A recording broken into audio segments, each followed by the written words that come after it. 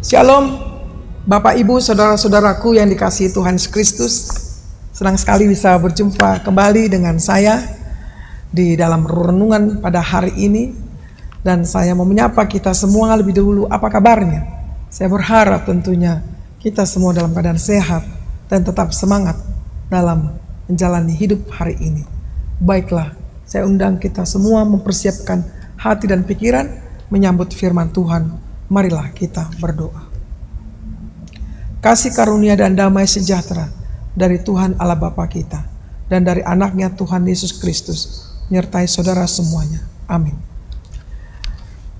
Bapak Ibu saudara-saudaraku, nas renungan kita pada hari ini Senin tanggal 17 Februari 2025 dari kitab Ibrani 12 ayat 15. Demikian bunyinya.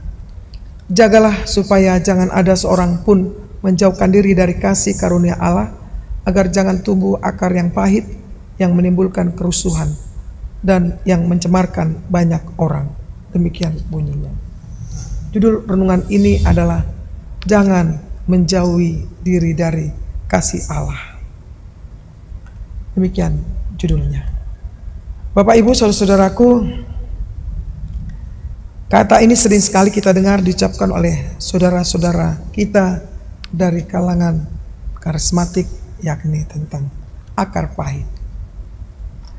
Apa sebenarnya akar pahit itu?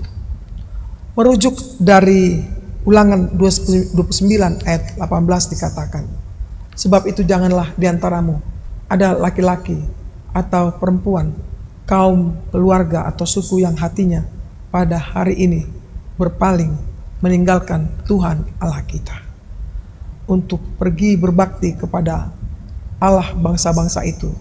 Janganlah diantaramu ada akar yang menghasilkan racun dan ibu. Maka akar pahit adalah orang-orang yang sesungguhnya berpaling hatinya dari Tuhan, yang dikhawatirkan akan merusak atau meracuni anggota-anggota persekutuan yang lainnya, sehingga anggota-anggota itu menjadi ikut meninggalkan Tuhan. Oleh kita sebutlah dia menjadi toksik bagi sesamanya. Saudaraku, ketika bujuk rayu, tipu muslihat, godaan iblis ini berhasil menguasai diri kita, maka ini akan menjadi pencemaran bagi persekutuan itu sendiri. Kalau kita mendengar atau mengetahui saudara kita jatuh dalam dosa ini, lebih baik kita berdoa untuk memohon kekuatan dari Allah supaya kita tidak jatuh dalam pencobaan yang sama. Berdoalah untuk orang-orang yang sudah jatuh dalam pencobaan ini, agar mereka dipulihkan oleh Tuhan itu. Oleh karena itu dalam ayat ini sangat jelas kita disuruh atau diperintahkan untuk menjaga. Jagalah. Bagaimana cara menjaganya? Yaitu dengan saling peduli, memperhatikan satu sama lain, harus saling memperhatikan, bukan malah saling membiarkan atau kita sebut cuek, acuh tak acuh, tidak peduli. Tapi benar-benar saling menjaga kekudusan persekutuan itu, supaya persekutuan itu kuat dan saling peduli. Sebagai langkah kecil dalam memberi perhatian, usahakanlah untuk tidak membuat atau bahkan menuliskan kata-kata yang menyakiti, menyindir, kebencian, menghujat tentang seseorang dalam persekutuan kita, seperti di platform media sosial, baik di Facebook, di IG atau X, Twitter dan lain sebagainya. Maka kita mempunyai tugas untuk saling menjaga, untuk tidak saling menjauhkan diri dari kasih Allah. Ini sangat penting bagi kehidupan kita. Ketika kita dekat dengan kasih Allah, maka kita akan memancarkan itu ke dunia dimanapun kita berada. Tapi sebaliknya, ketika tidak dekat dengan Allah, maka kita menjauhkan diri dari kasih Allah itu, dan kepada sesama juga itu akan berdampak.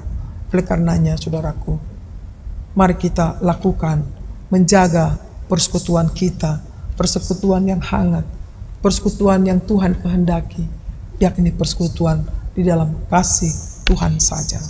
Amin. Mari kita berdoa. Terima kasih Bapa untuk sapaan firman-Mu. Berkati hidup kami, sehingga kami betul-betul layak di hadapan-Mu, yang memberikan hidup kami kepada kasih-Mu saja, dan bisa terpancar kepada dunia ini Tuhan, yang sedang membutuhkannya. Bapa di surga, kuatkanlah kami untuk menjalani kehidupan ini. Kiranya kami dapat berguna Tuhan bagi sesama kami. Berkenanlah Engkau memberkati seluruh aktivitas kami sepanjang hari ini. Berilah mereka Tuhan selalu berpengharapan padamu saja, sehingga mereka tetap percaya akan pengasihan-Mu sepanjang masa. Kami mau serahkan hidup kami padamu. Kiranya Engkaulah yang menyertai kami. Perjalanan gereja-Mu, perjalanan bangsa dan negara kami ini juga ada di dalam tangan-Mu. Kiranya Engkau pelihara kami semuanya. Inilah kerinduan kami Tuhan.